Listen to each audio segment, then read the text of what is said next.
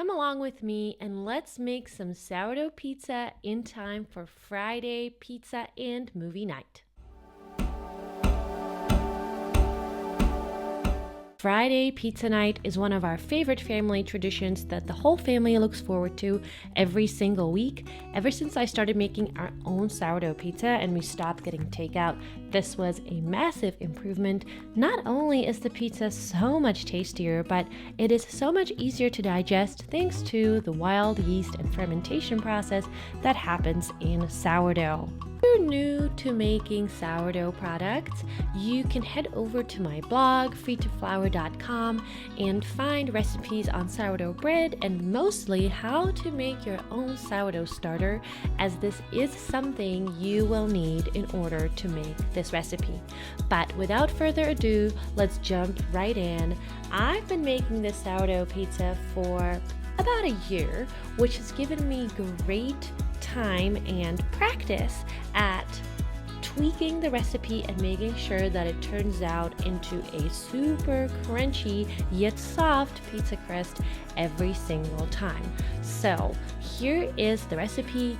If you would like to see this all written down and read all the amounts and instructions, the full recipe is up on my blog, freetoflour.com. I will leave a link to it in the description below.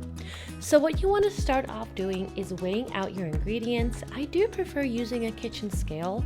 If you don't have a kitchen scale, you can also just use cups. You see that in this particular video, I am actually just using a cup measure. I was probably in a rush, and let's be honest, it is faster to use measuring cups than a scale. So you will want to use about 8 cups of all-purpose flour, 1 cup of active sourdough starter, and make sure it is really nice, active, and bubbly, 3 cups of water, 4 teaspoons salt, and 4 tablespoons olive oil.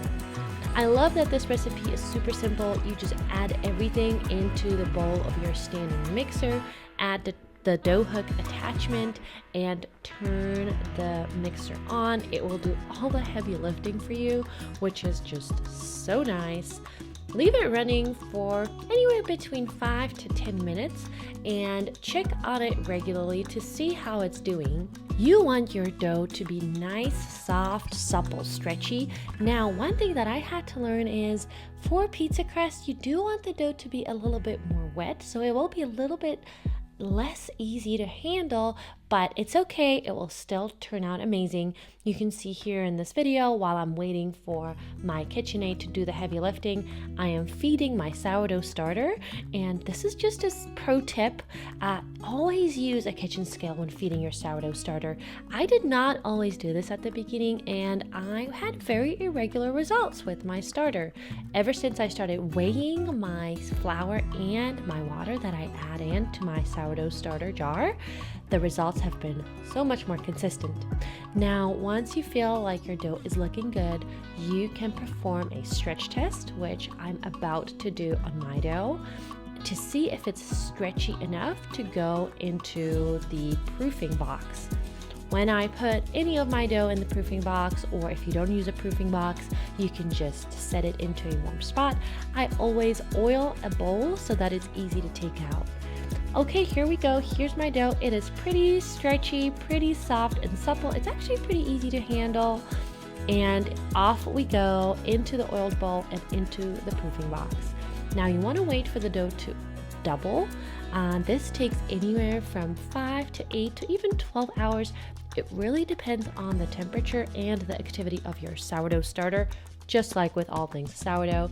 By the way, if sourdough sounds extremely confusing and complicated to you, you're not alone. I was right there with you when I first started making it. Head over to my blog, freetoflour.com. I have a bunch of helpful recipes and tips that will help you make your sourdough adventures into a success. All right, I separated my dough out into 2 or rather 4 pieces. My recipe yields 4 pizza crusts. Lined a cookie sheet with some parchment paper. Now, I do this because I don't have a pizza stone, which is something I need to put on my list because it is so useful and I love to have one. Now, roll out your dough until it is just as thin or thick as you like it.